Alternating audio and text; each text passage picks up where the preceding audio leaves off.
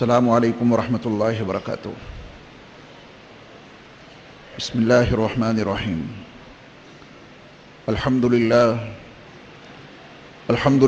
نحمده ونستعینه ونستغفره ونؤمن به ونتوکل علیہ ونعوذ باللہ من شرور انفسنا ومن سیئات اعمالنا من يهده الله فلا مضل له ومن يضلله فلا هادي له ونشهد أن لا إله إلا الله وحده لا شريك له ونشهد أن سيدنا ومولانا محمدا عبده ورسوله وصلى الله تعالى عليه وعلى آله وأصحابه وأزواجه وذرياته وبارك وسلم تسليما كثيرا كثيرا، أما بعد، فقد قال الله عز وجل في كتابه: أعوذ بالله من الشيطان الرجيم، بسم الله الرحمن الرحيم، يريدون ليطفئوا نور الله بأفواههم والله متم نوره ولو كره الكافرون، هو الذي أرسل رسوله بالهدى ودين الحق ليظهره على الدين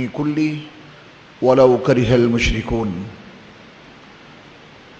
قابل صد احترام صدر اجلاس، خادم القرآن، عامر المساجد والمدارس، حضرت مولانا غلام محمد استانوی صاحب حفظہ اللہ، رئیس الجامعہ اشاعت العلوم کلکوا، قابل قدر علماء اعظام، مشائخ اعظام، اور میرے دینی اور اسلامی بھائیوں، بزرگوں اور دوستوں، اور مختلف مدارس سے آئے ہوئے عزیز طلباء، یہ ہماری اور آپ کی سعادت مندی ہے کہ آج ہمارے اور آپ کے مالک نے اور خالق نے ہمیں اور آپ کو اپنے کلام کی نسبت سے یہاں جمع ہونے کی توفیق عطا فرمائی ہے۔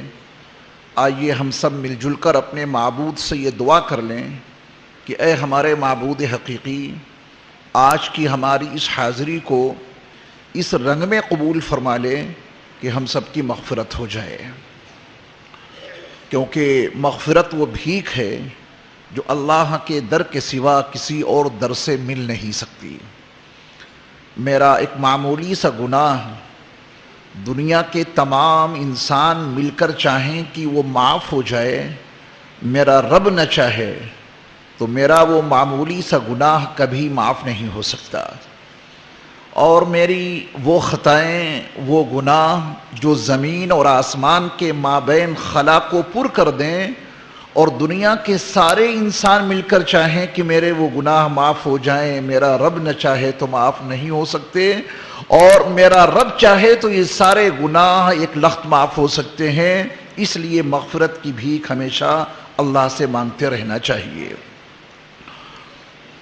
جتنی قدیم تاریخ نسل انسانی کے وجود کی ہے، اتنی ہی قدیم تاریخ مذہب کی ہے، اس لیے کہ اس روئے زمین پر آنے والا سب سے پہلا انسان صرف انسان ہی نہیں تھا، بلکہ ایک دین اور ایک مذہب کا رہبر اور رہنما بھی تھا۔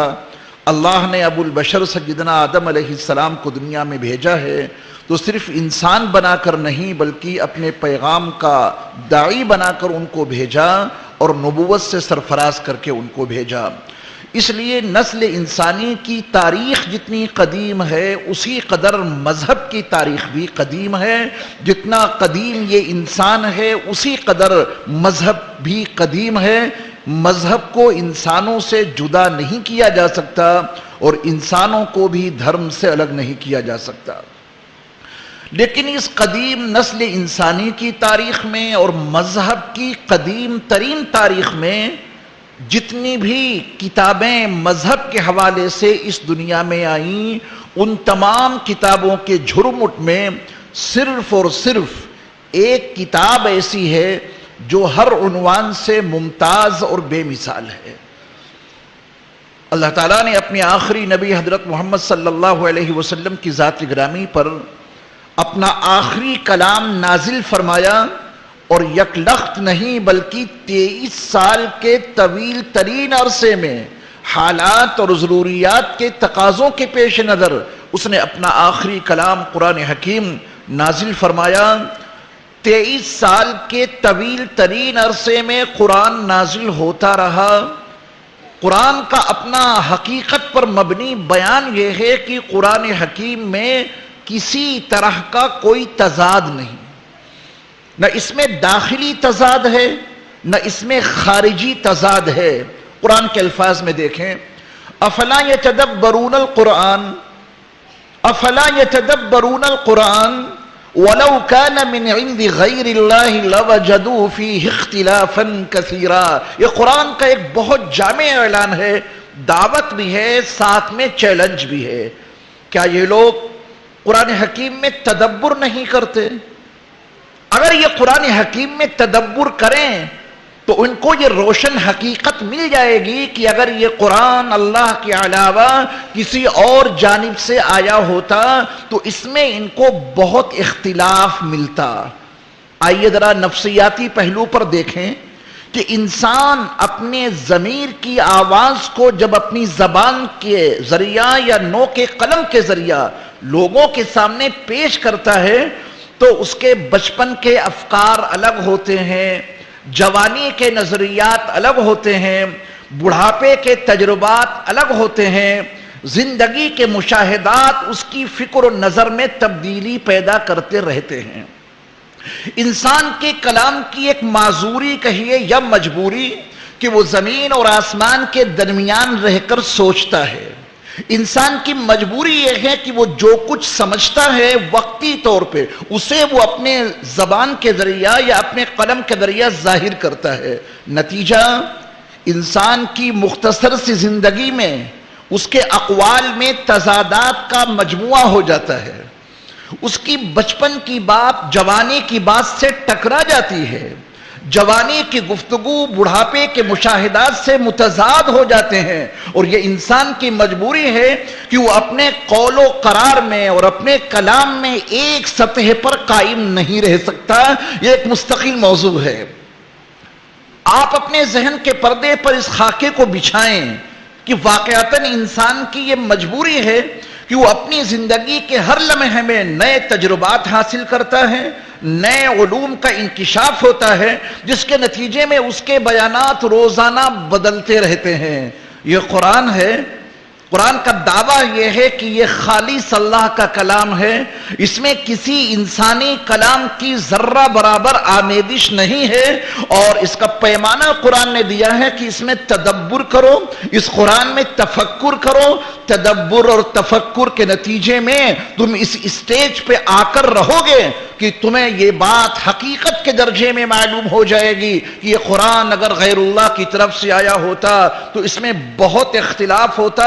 انسانی کلام ہمیشہ اختلاف کا شکار رہتا ہے، انسانی کلام ہمیشہ داخلی اور خارجی تضاد کا شکار رہتا ہے۔ دنیا کی تمام کتابوں کی جھرمٹ میں صرف قرآن ایسا ہے جو داخلی تضاد سے بھی پاک ہے اور خارجی تضاد سے بھی پاک ہے۔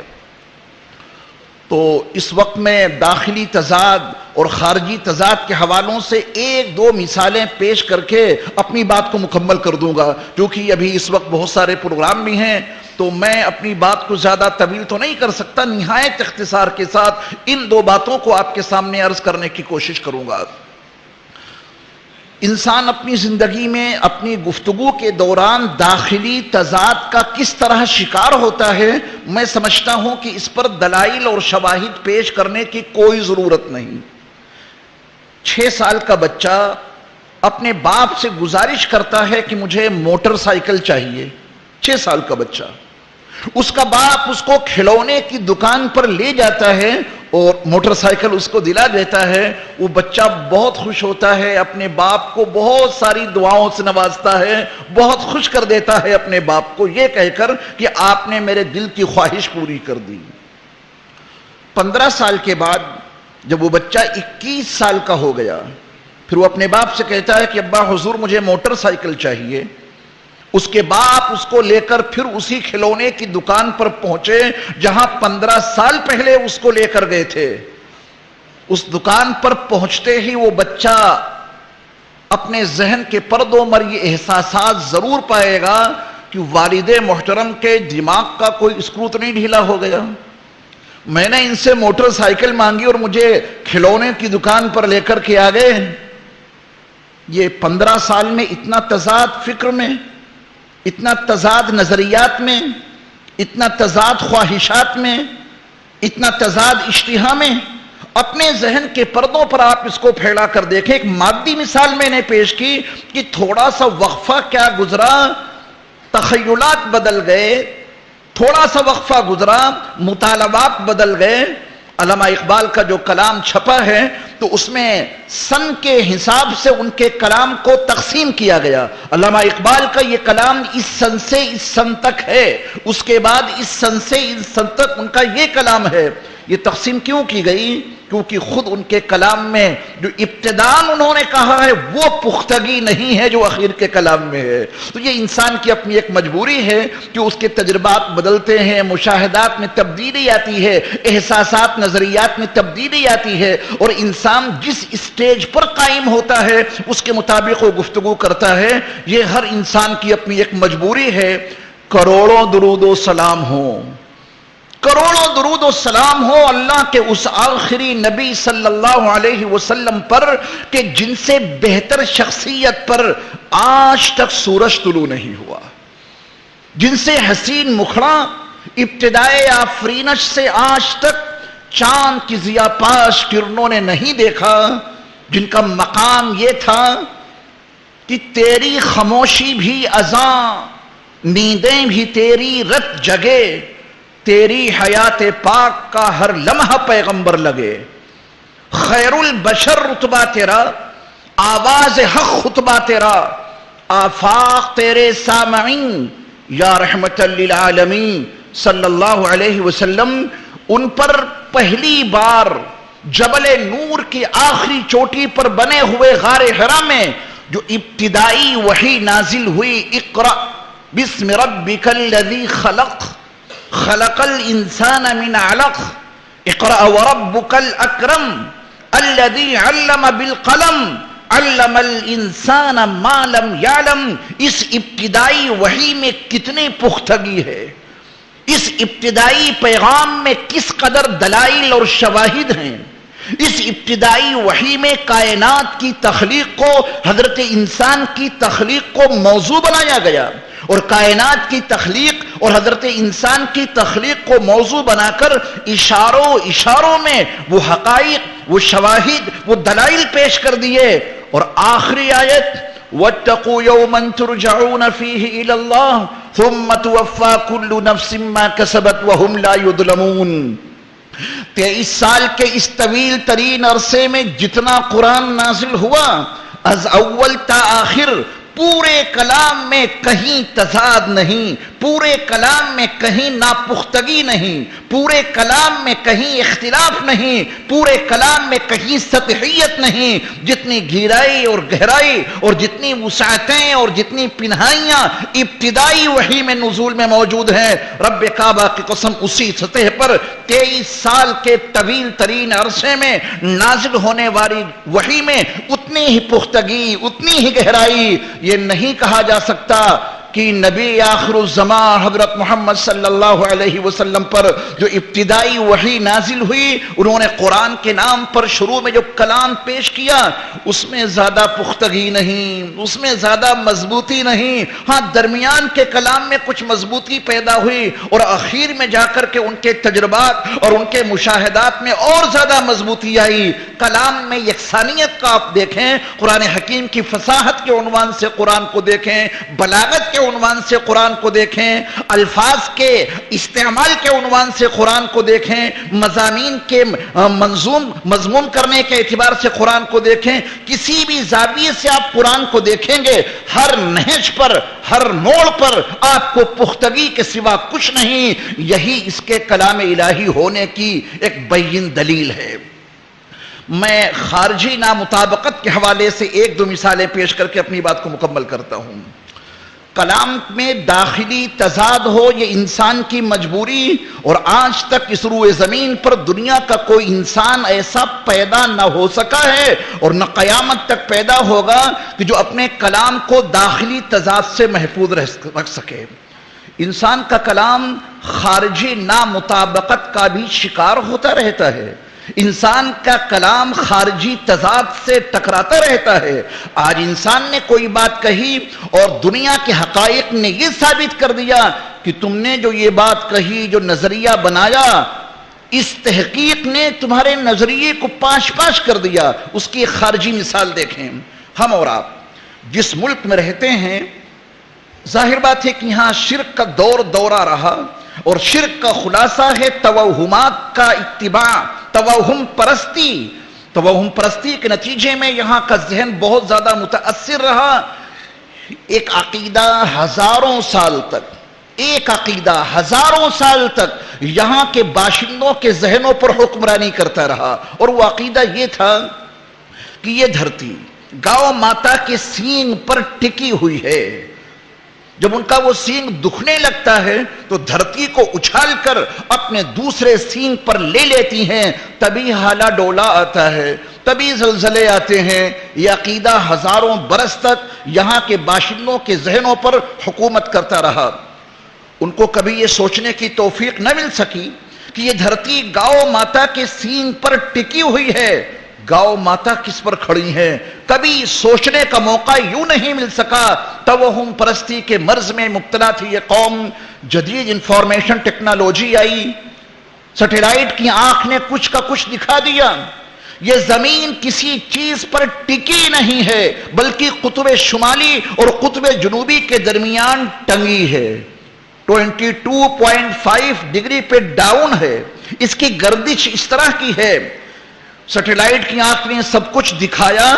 ہزاروں سال سے جو عقیدہ انسانوں کے ذہنوں پر حکمرانی کر رہا تھا، ایک لخت وہ عقیدہ چکنا چور ہو گیا، اس عقیدے کی پختگی ختم ہو گئی۔ ان کے کلام نے خارجی نامطابقت کے نتیجے میں اپنے وجود کو کھو دیا، وہ عقیدہ خارجی تضاد کا شکار ہوا، اور لوگوں نے اس عقیدے سے اپنے آپ کو مبرہ کرنا شروع کر دیا۔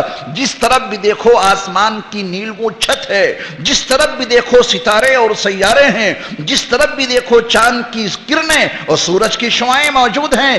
ایک تحقیق نے اس عقیدے کو تہو بالا کر کے رکھ دیا، لیکن قرآن کبھی خارجی تضاد کا شکار نہیں ہو سکتا، اور اس کی وجہ یہ ہے جس نے کائنات بنائی ہے اسی نے یہ قرآن نازل کیا ہے، جس نے کائنات کو وجود بخشا اسی نے اپنا یہ کلام اپنے آخری نبی حضرت محمد صلی اللہ علیہ وسلم پر اتارا ہے۔ تو جس کی کائنات ہے اسی کا کلام ہے، تو کلام میں اور کائنات میں تضاد ہو تو کیوں ہو؟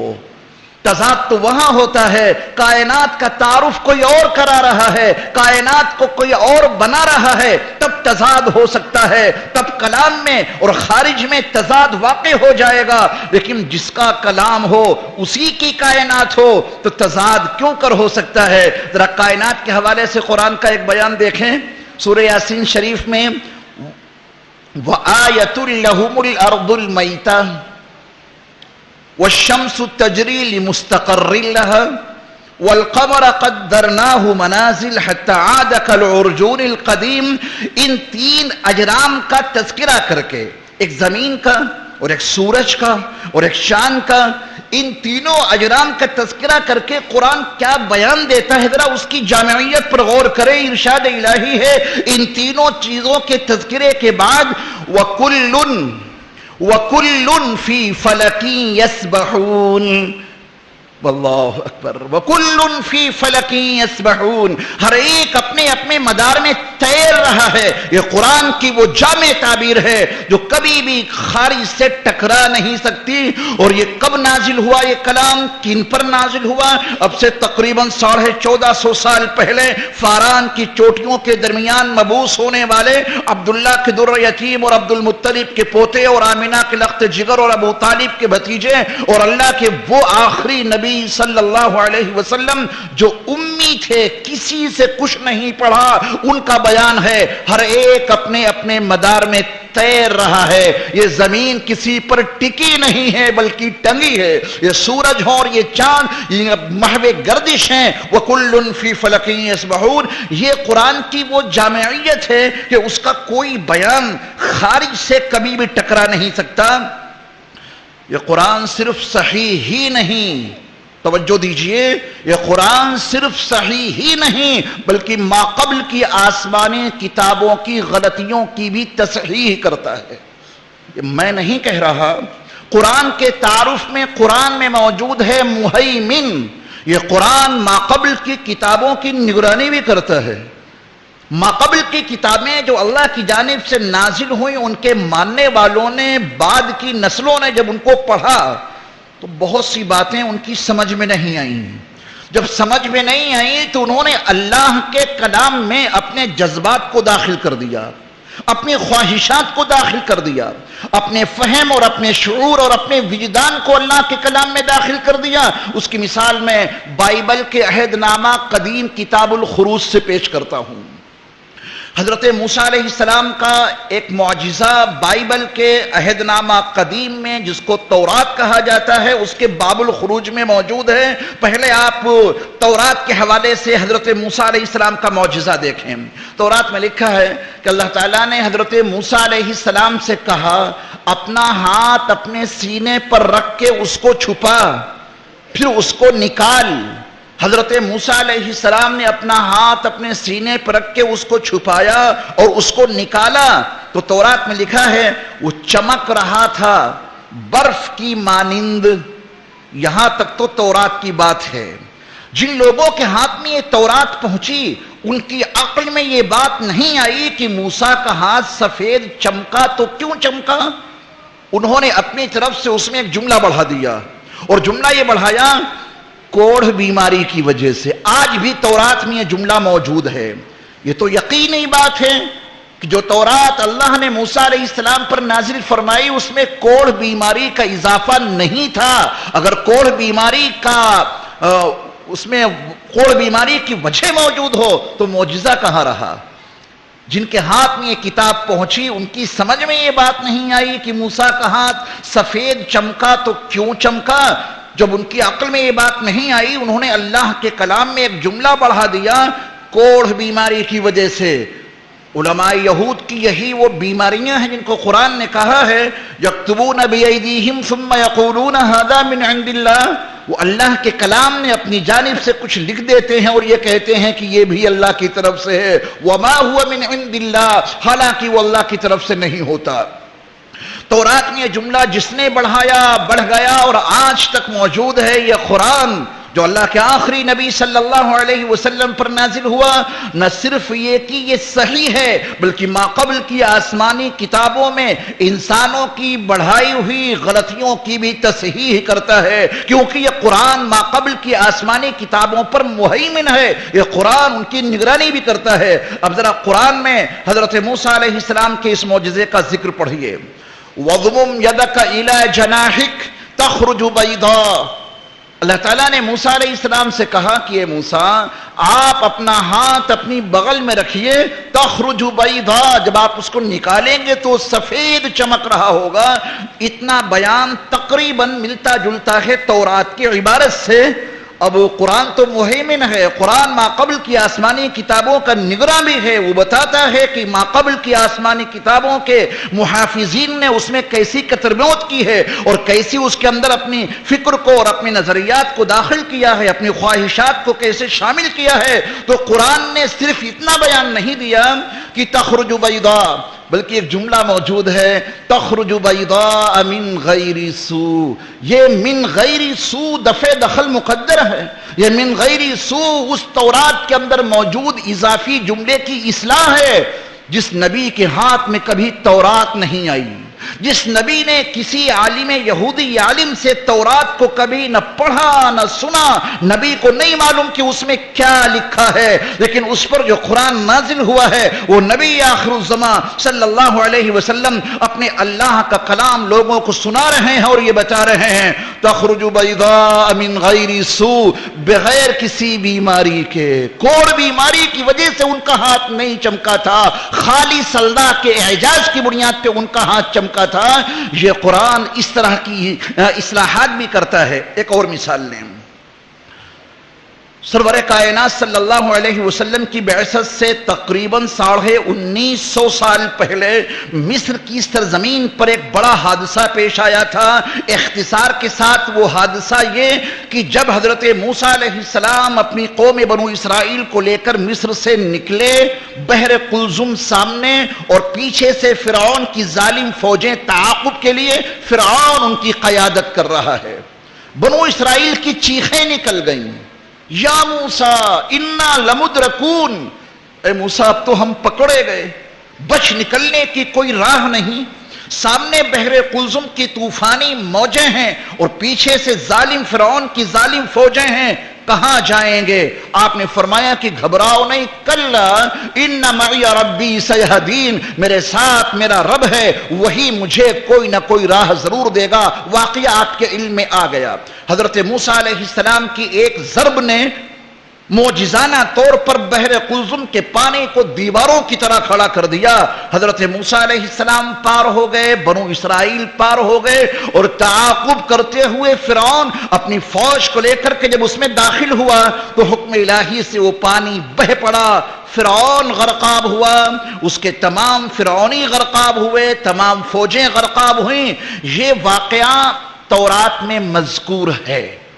آج بھی یہودی اپنی دعاؤں میں عبادت سے فارغ ہو کر اپنی دعاؤں میں اللہ کی حمد کرتے ہوئے کہتے ہیں کہ تمام تعریفیں اسی خدا بند قدوس کے لیے ہیں جس نے بحر قلزم سے بنو اسرائیل کو پار کیا، فرعونیوں کو غرقاب کیا۔ بس اس کے آگے بحر قلزم کے تعلق سے تورات میں کوئی بیان نہیں ملتا۔ اس کے بعد اللہ کی جانب سے ایک اور آسمانی کتاب نازل ہوئی، انجیل، اس میں بھی اس حوالے سے کوئی بیان نہیں ملتا۔ 1950 سال کا زمانہ گزر گیا، فرعون کی لاش کے بارے میں تورات میں کوئی بیان نہیں کہ فرعون غرقاب ہوا، اس کے بعد اس کے جسم کا کیا رہا۔ مابعد میں انجیل نازل ہوئی، اس میں فرعون کے جسم سے کوئی بحث نہیں۔ درمیان میں تاریخیں لکھی گئیں، ان تواریخ عالم میں، ورلڈ ہسٹری میں فرعون کے جسم سے کوئی بحث نہیں۔ 1950 سال کے بعد، اس حادثے کے 1950 سال کے بعد نبی آخر الزمان حضرت محمد صلی اللہ علیہ وسلم پر قرآن نازل ہوا۔ مختلف زاویوں سے مختلف نظم میں قرآن حکیم میں فرعون کا، حضرت موسیٰ علیہ السلام کا ذکر موجود ہے۔ قرآن حکیم کے 30 پاروں میں کوئی پارہ ایسا نہیں کہ جس میں سیدنا موسیٰ علیہ السلام کا نام نہ آیا ہو، ان کا تذکرہ نہ ہوا ہو۔ ہر پارے میں سیدنا موسیٰ علیہ السلام کا نام اور ان کا کوئی نہ کوئی واقعہ، کوئی نہ کوئی تذکرہ موجود ہے۔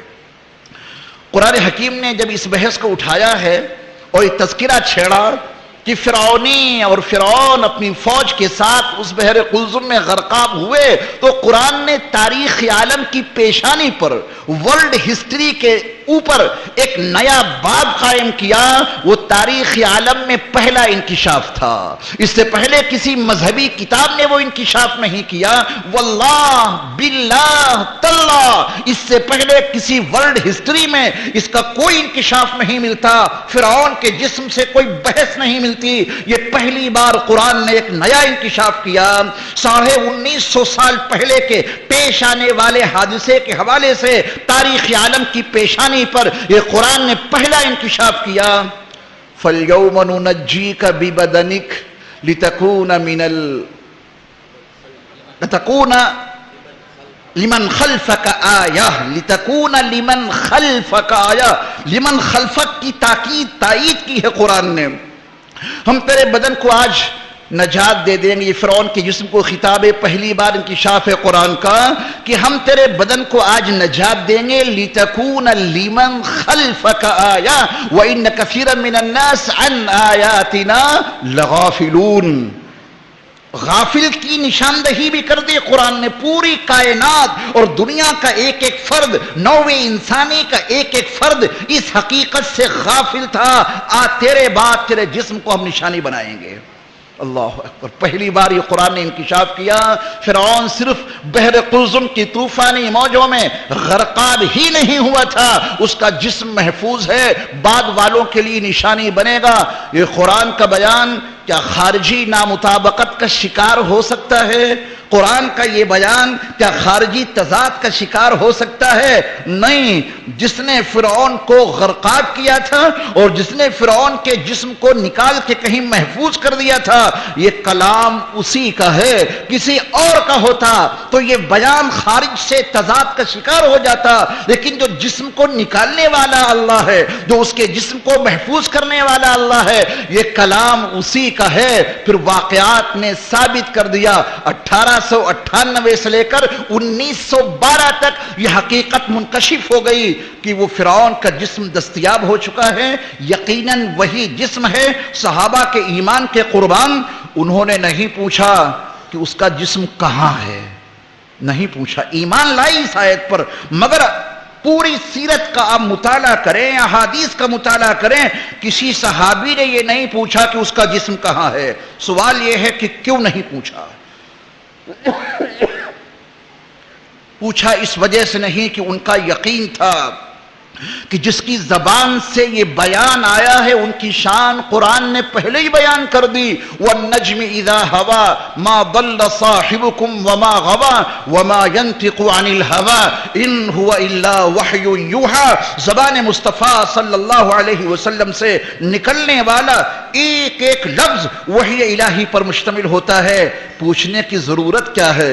جو بتا رہے ہیں ان کی شان تو یہ تھی کہ الہام جامع ہے تیرا، قرآن امامہ ہے تیرا، منبر تیرا عرش بری، یا رحمت للعالمین صلی اللہ علیہ وسلم. یہ قرآن اللہ نے 23 سال کے طویل ترین عرصے میں اپنے آخری نبی صلی اللہ علیہ وسلم پر نازل فرمایا. 23 سال میں انسان کا وجدان بدل جاتا ہے، 23 سال میں انسان کے احساسات بدل جاتے ہیں، 23 سال میں انسان کو تجربات کہاں سے کہاں پہنچا دیتے ہیں. 23 سال کی طویل ترین مدت میں مشاہدات انسان کے تخیلات میں کتنی تبدیلیاں پیدا کر دیتے ہیں. لیکن اللہ کے آخری نبی صلی اللہ علیہ وسلم پر 23 سال کی طویل ترین مدت میں جو کلام نازل ہوا ہے اس میں یکسانیت ہے، یکسانیت ہے. کسی کلام کے حصے کو کمزور نہیں کہا جا سکتا. دلائل اور شواہد کے عنوان سے اس میں کوئی ضعف نہیں بتایا جا سکتا. یہ قرآن داخلی نامطابقت سے پاک ہے، اور داخلی نامطابقت سے پاک ہونا ہی اس کے کلام الہی ہونے کی بین دلیل ہے. یہ قرآن خارجی تضاد سے بھی پاک ہے. دنیا کا کوئی انسان اپنے کلام کو خارجی نامطابقت سے پاک ثابت نہیں کر سکتا. قرآن کا کوئی بیان خارجی نامطابقت کا شکار کبھی نہیں ہوا. یہ بھی اس کی دلیل ہے، یہ اللہ کا کلام ہے. اسی کی طرف دعوت دی ہے قرآن نے. افلا يتدبرون القرآن ولو كان من عند غير الله لوجدوا فيه اختلافا كثيرا. قرآن کی حفاظت کا عجیب انتظام. یہ دنیا اسباب و وسائل کے بندھن میں بندھی دنیا ہے. لوگ کہتے ہیں کہ یہ طلبہ مدارس میں آئے داخلہ لینے کے لیے.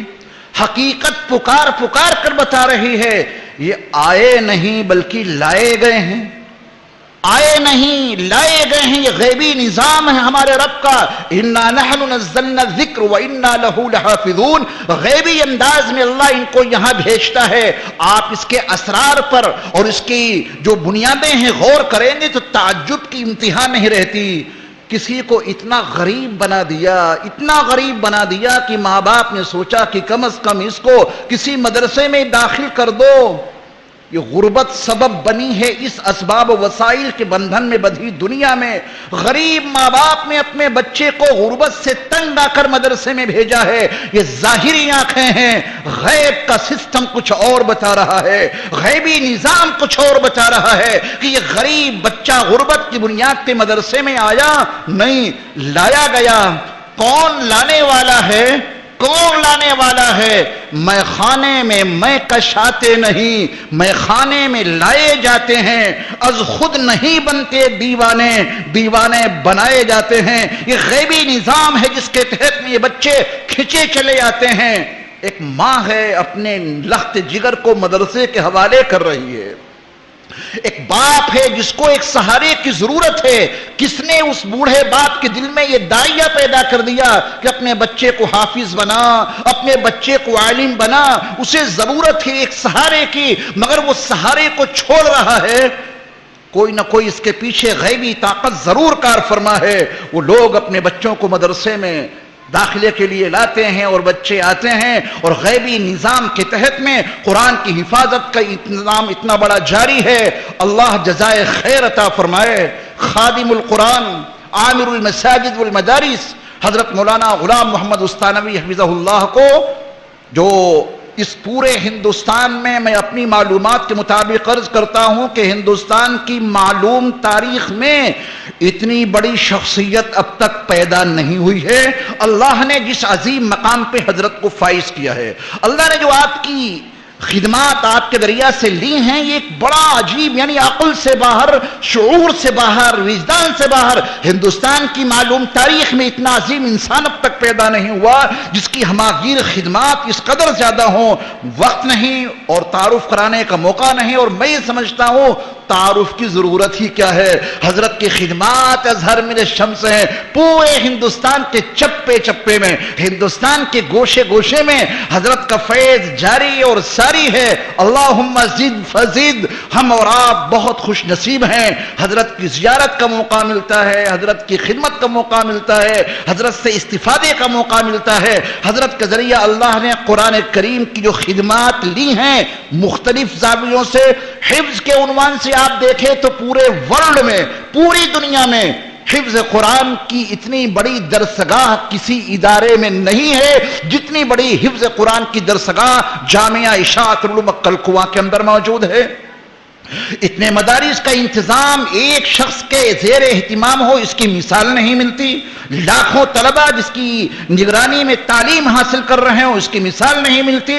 اور اللہ تعالیٰ نے غیبی طور پہ حضرت کے دل میں اس کا الہام کیا، مسابقات القرآن الکریم کا ہندوستان کے گوشے گوشے میں اس کا اہتمام اور انتظام جاری اور ساری ہے۔ کیا ہے مسابقت القرآن؟ اگر اس کے اوپر گفتگو کی جائے تو گھنٹوں چاہیے۔ ایک مقصود بھی ہے اور مطلوب بھی ہے، اور نہایت مفید ہے یہ سلسلہ۔ میں نے یہاں آ کر عزیز طلبہ کا وہ مسابقہ بھی سنا جو قرآن حکیم کے نادرے سے متعلق تھا۔ حفظ کے طلبہ اپنی صلاحیتوں کا مظاہرہ کر رہے ہیں، یہ بے مثال کارنامہ ہے جو اللہ تعالیٰ نے حضرت کے ذریعہ لیا ہے۔ اللہ تعالیٰ ہم سب کو اپنے کلام سے، قرآن حکیم سے تا زندگی وابستہ رہنے کی توفیق عطا فرمائے۔ قرآن حکیم کے جو اسرار ہیں، جو اس کے عجائبات ہیں، اللہ تعالیٰ کی قدرت کے عجائبات کیا کیا ہیں جو قرآن کے حوالے سے رونما ہوئے۔ بس آخری بات کہہ کے میں رخصت ہو رہا ہوں۔ حضرت آدم علیہ السلام سے لے کر سیدنا عیسیٰ ابن مریم تک اللہ کے جتنے نبی آئے اور جتنے رسول اس دنیا میں تشریف لائے، سب نے اپنا پیغام نزاع کی حالت میں شروع کیا، اختلاف کے ماحول میں، اور اختلاف کے ماحول کو، نزاع کے عالم کو ختم نہ ہونے سے پہلے وہ دنیا سے چلے گئے۔ ان کی پوری نبوت کا دور اور پوری رسالت کا دور نزاعی طور پہ گزرا۔ حضرت نوح کی مثال دیکھیں، 950 سال تک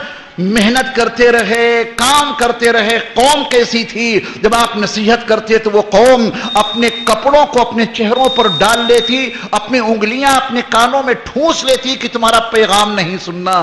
82 یا 83 لوگ ان کے اوپر ایمان لائے، اور ان کی پوری زندگی نزاع کے عالم میں گزری، جھگڑے کے عالم میں۔ تمام نبیوں، تمام رسولوں کی جھرمٹ میں صرف ایک ایسے آخری نبی حضرت محمد صلی اللہ علیہ وسلم ہیں کہ جن کو شروع میں مخالفت کا بہت زیادہ زور سہنا پڑا۔ نزاع کا عالم رہا، اختلاف نہیں کیا جا سکتا، طرح طرح سے آپ کو ستایا گیا، پریشان کیا گیا، لیکن عسیٰ ان یبعثک ربک مقاما محمودا، یہ مقام محمود بے شک آخرت میں ہوگا، لوائے حمد آپ کے ہاتھ میں ہوگا، اس سے کسی کو اختلاف نہیں، احادیث سے ثابت ہے۔ لیکن اگر دنیا کے ماحول میں اور جہاں یہ قرآن کی آیت لکھی ہے عسیٰ ان یبعثک ربک مقاما محمودا، اس کا سیاق اور سباق پڑھیں تو اس سے بھی انکار نہیں کیا جا سکتا۔ اللہ نے اپنے جس نبی کے لیے محمد اور احمد کا نام تجویز کیا، اللہ نے اس دنیا میں بھی اپنے اس محمد کو اور اپنے اس احمد کو مقام محمود پر فائز کرنے کا اعلان کر دیا۔ وہ اپنی ابتدائی زندگی میں اختلافات کا شکار رہے، لیکن قرآن کی حقانیت چند سالوں میں 10 لاکھ مربع میل میں پھیل کر 5 لاکھ انسانوں کے لیے ہدایت کا ذریعہ بنا. 10 سالہ مدنی زندگی میں 10 لاکھ مربع میل میں اسلام پھیلا. اور آپ نے جو حجۃ الوداع فرمایا اس میں 1,40,000 لوگوں کی شرکت یہ بتا رہی ہے کہ تقریباً آپ کی زندگی کے آخر تک 5 لاکھ لوگ مسلمان ہو چکے تھے. سارے مسلمان حجۃ الوداع میں حاضر نہیں ہوئے تھے. 1,40,000 حجاج کی حاضری اس بات کی شاہد عدل ہے کہ 5 لاکھ سے زائد لوگ آپ پر ایمان لا چکے. پھر قرآن نے اعلان کیا سنریہم آیاتنا فی الآفاق وفی انفسہم فی الآفاق وفی انفسہم حتی یتبین لہم انہ الحق. آج 1500 سال کے عرصے کے گزرتے ہوئے قرآن نے جو حقائق پیش کیے خارجی طور پر وہ حقائق اتنے ثابت ہوئے کہ دنیا کا ہر انسان ان حقائق کا مشاہدہ کر کے پکار اٹھا کہ محمد جو کہہ گئے وہی برحق ہے. حضرت محمد صلی اللہ علیہ وسلم جو کچھ فرما گئے وہ برحق ہے. زمین اور آسمان اور کائنات کی وسعتوں پر جب جدید سائنسی حوالوں سے مطالعہ کیا گیا میرے مصطفیٰ کا ہر بیان کائنات کی حقیقت سے مطابقت کھاتا رہا. دنیا پکار اٹھی.